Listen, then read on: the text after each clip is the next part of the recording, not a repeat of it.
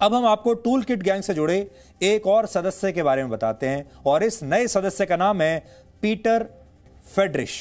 Delhi police ने tool kit से जुड़ी अपनी जांच में पहली बार इसका जिक्र किया था और बताया कि पीटर फेड्रिश भी इसी साजिश का हिस्सा था। लेकिन आपको हैरानी होगी कि जी न्यूज ने इस शख्स के बारे में भी 11 दिसंबर 2019 को ही आपको बता दिया था।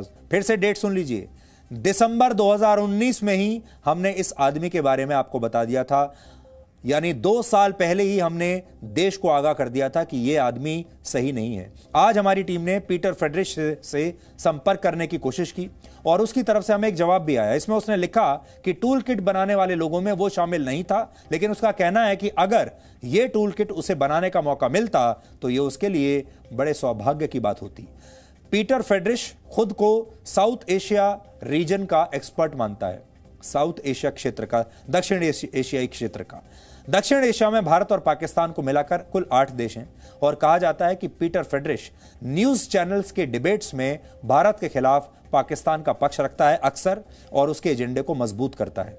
पीटर फेड्रिश का ट्विटर अकाउंट केंद्र सरकार, राष्ट्रीय स्वयंसेवक संघ और भारत विरोधी विचारों से भरा पड़ा है। यही नहीं, एक इंटरव्यू में इस आदमी ने यह भी माना था कि जून 2020 में जब अमेरिका में महात्मा गांधी की मूर्ति पर हमला हुआ था तब वो इस हमले में शामिल था। दिल्ली पुलिस के मुताबिक पीटर फेड्रिश पर उसकी नजरें 2006 से ही हैं, जब उसे खालिस्तानी आतंकवादी भजन सिंह भिंडर के साथ देखा गया था। पीटर फेड्रिश ने जी न्यूज को लिखे अपने जवाब में खुद यह माना है कि वो भिंडर को जानता है और बड़ी बात यह है कि वो भिंडर के साथ 2 किताबें भी लिख चुका है जिसमें भारत के खिलाफ वो सारी बातें लिखी गई हैं जो अक्सर पाकिस्तान कहता है। इसके अलावा भी हर वो शक्ति जो भारत के खिलाफ काम करती है उसके साथ इस पीटर फेड्रिश ने हमेशा हाथ मिलाया है। हमने इसके बारे में क्या कहा था, अब वो देखिए। पाकिस्तान की खुफिया एजेंसी ISI यानी इंटर सर्विसेज इंटेलिजेंस अब तथाकथित विदेशी एक्सपर्ट्स के जरिए पाकिस्तान और भारत के कई न्यूज चैनल्स और वेबसाइट्स में भारत के ही खिलाफ जहर फैला रही हैं। ये ऐसे विदेशी विचारक हैं जिनके प्रोफाइल को देखकर कोई भी इनके विचारों से सहमत हो सकता है, यानी इन्हें इंटेलेक्चुअल जिहादी या बौद्धिक जिहादी भी कहा जा सकता है। आज हम ऐसे ही 4 विदेशी विचारकों की असलियत आपको बताएंगे, लेकिन सबसे पहले वर्ष 2019 के लोकसभा चुनाव के परिणाम को लेकर इस विदेशी एक्सपर्ट्स के विचारों को आप पहले देखिए और फिर इसे जांचिए। My big takeaway is that this is a disaster for democracy. We have to remember that democracy doesn't just mean taking 2 seconds to push a button once every 5 years and pick somebody to rule the country. Democracy is actually about the society. It's more than the act of voting, it's about democratic rights, and those democratic rights are in short supply in India today. And we can see that India is fast becoming what it's already progressed far along the path of becoming, which is an organized, centralized, authoritarian democracy.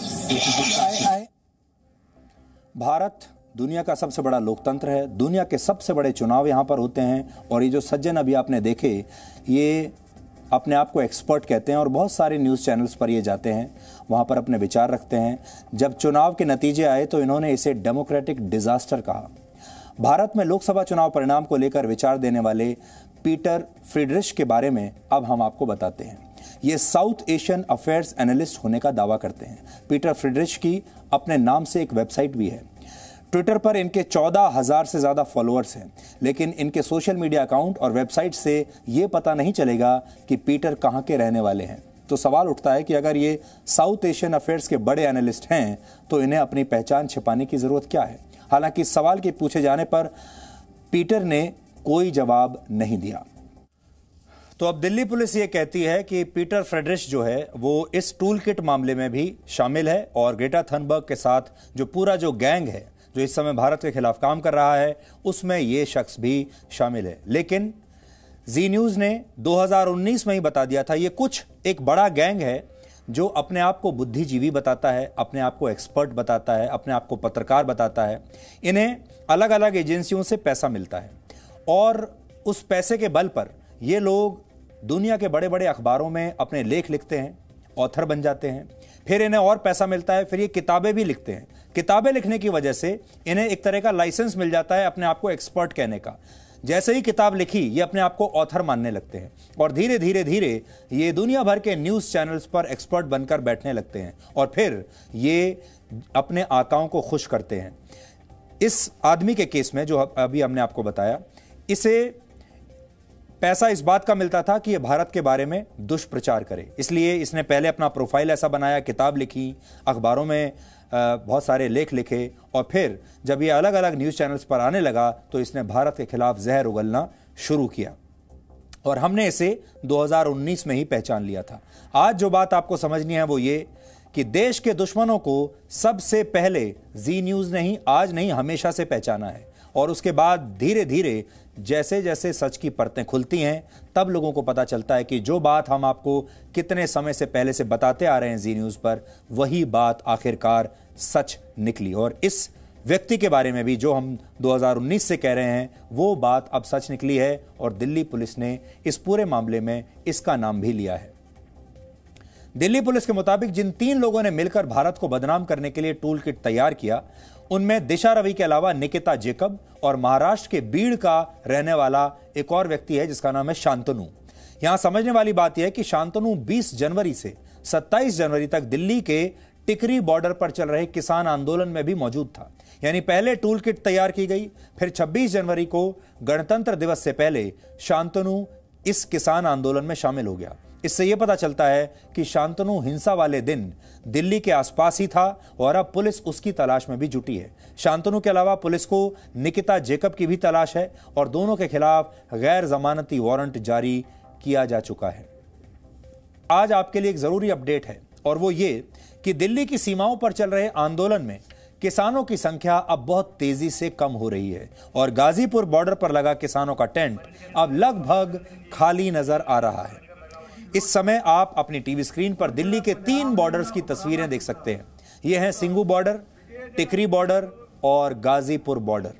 26 जनवरी को Ghazipur border पर मौजूद किसानों की संख्या लगभग 12,000 थी, जो अब घटकर 2,000 रह गई है। इसी तरह सिंगू बॉर्डर पर 26 जनवरी तक 50,000 किसान मौजूद थे, लेकिन अब यहां लगभग 12,000 किसान ही बचे हैं। और टिकरी बॉर्डर पर आज से 20 दिन पहले 90,000 किसान मौजूद थे, लेकिन अब यहां पर इनकी संख्या 15,000 से भी कम रह गई है। यानी अब तेजी से ये आंदोलन की जो जगहें हैं, स्थल हैं, ये खाली होते जा रहे हैं और किसान यहां से वापस जाने लगे हैं। अब जब 26 जनवरी को दिल्ली में भड़की हिंसा और इसके लिए तैयार किए गए टूल किट की कड़ियों को आपस में जब आप जोड़ेंगे तो आपको पता चलेगा कि भारत के खिलाफ पिछले साल 26 नवंबर को जो नफरत के बीज बोए गए थे, उसने आज एक विशाल पेड़ का रूप ले लिया है और इस वृक्ष से खालिस्तान के विचारों को ऑक्सीजन मिल रही है और इसकी जड़ें कनाडा में हैं। और इस आंदोलन में जो झूठ का प्रदूषण है वो लगातार बढ़ रहा है, जो भारत के संविधान और लोकतंत्र के स्वास्थ्य के लिए बिल्कुल भी अच्छा नहीं है। अगर एक लाइन में आज कहें तो आज के हमारे इस विश्लेषण का सार यह है कि किसान आंदोलन भारत को अस्थिर करने का एक टूल बन चुका है और विदेशी ताकतें इस टूल का जमकर इस्तेमाल कर रही हैं। लेकिन ये सारी विदेशी ताकतें ये भूल गई हैं कि इस देश में 135 करोड़ लोग रहते हैं और उनमें से ज्यादातर लोग ऐसे हैं जो हिंदुस्तान से बहुत प्यार करते हैं, इसलिए उन पर यह टूल काम नहीं करेगा। और आस्क ग्रेटा वाई, इसकी जो हैशटैग है, अब नंबर 1 पर ट्रेंड कर रहा है और इस हैशटैग की गूंज इस समय पूरी दुनिया में गूंज रही है और ये गूंज आपकी ताकत की है, आपके आवाज की है और हम और आप मिलकर ऐसे ही हर बार हमेशा इन देश विरोधी ताकतों को ऐसे ही एक्सपोज करते रहेंगे। इसलिए हमसे भी ज्यादा आप सब लोग बधाई के पात्र हैं, क्योंकि आप सब हमारी ताकत बढ़ाते हैं। हम आप सब एक टीम की तरह हैं और हमारी जो टीम है वो इस समय हमारे देश और इन आंदोलनकारियों, जो नकली आंदोलनकारी हैं, इनके बीच में आकर एक दीवार की तरह खड़ी हो गई है।